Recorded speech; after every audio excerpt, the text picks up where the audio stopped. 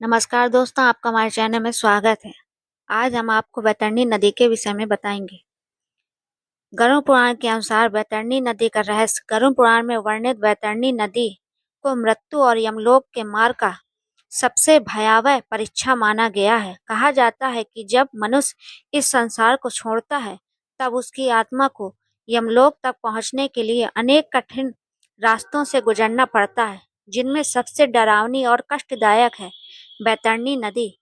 यह नदी साधारण जल से नहीं, बल्कि पापों, दुखों और कष्टों की अग्नि से बनी मानी जाती है। गरुड़ पुराण के अनुसार बैतरणी नदी का स्वरूप अत्यंत भयानक है। इसका जल खून, मांस, कीचड़ और विषैले पदार्थों से भरा बताया गया है। इसमें भयंकर जीव जंतु, सर्प, मगरमच्छ और राक्षसी शक्तियां रहती हैं, जो पापी आत्माओं को कष्ट देती हैं। इस नदी की लहरें आग के समान जलती हैं और इसकी दुर्गंध इतनी तीव्र होती है कि आत्मा भय से कांप उठती है।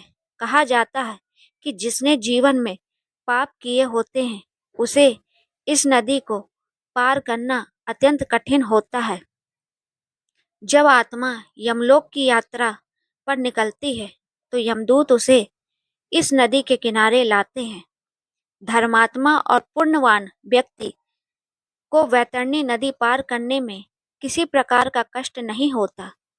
उनके लिए यह नदी एक शांत और साधारण जलधारा के समान प्रतीत होती है। लेकिन जिसने जीवन में अधर्म, पाप, छल, हिंसा और अन्य बुरे कर्म किए होते हैं, उसके लिए यह नदी आग और पीड़ा का सागर बन जाती है। गरुड़ पुराण में बताया गया है कि जो व्यक्ति गौदान, दान, पुण्य, सत्कर्म और धर्म का पालन करता है, उसे बैतरणी नदी पार करने में सहायता मिलती है। विशेष रूप से गौदान को अत्यंत महत्वपूर्ण माना गया है। मानता है कि जिसने जीवन में गौदान किया होता है, उसे बैतरणी पार करने के लिए गाय की पूंछ पकड़ने का सहारा मिलता है और वह बिना कष्ट के इस भयानक नदी को पार कर लेता है। इसके विपरीत पापी आत्मा जब नदी पार करने का प्रयास करती है, तो उसे भयंकर कष्ट सहने पड़ते हैं। यमदूत उसे दंड देते हैं। नदी के सहारे नदी के जंतु उसे काटते हैं और आग के समान जलता पानी उसकी पीड़ा को और बढ़ा देता है।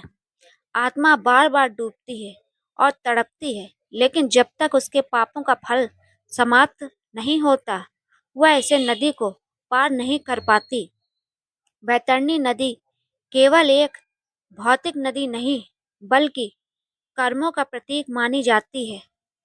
यह हमें सिखाती है कि जीवन में किए गए कर्म ही मृत्यु के बाद हमारे मार्ग को तय करते हैं।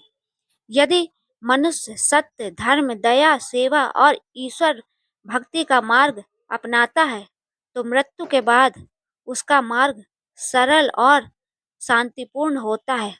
लेकिन यदि वह अधर्म और पाप के रास्ते में चलता है, तो उसे बैतरणी जैसी कठिन परीक्षाओं से गुजरना पड़ता है।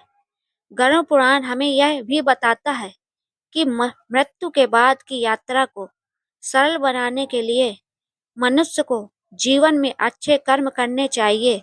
माता पिता और गुरुओं का सम्मान करना चाहिए, दान पुण्य करना चाहिए और ईश्वर का स्मरण करते रहना चाहिए। यदि सत्कर्म आत्मा को भय और कष्ट से बचाते हैं।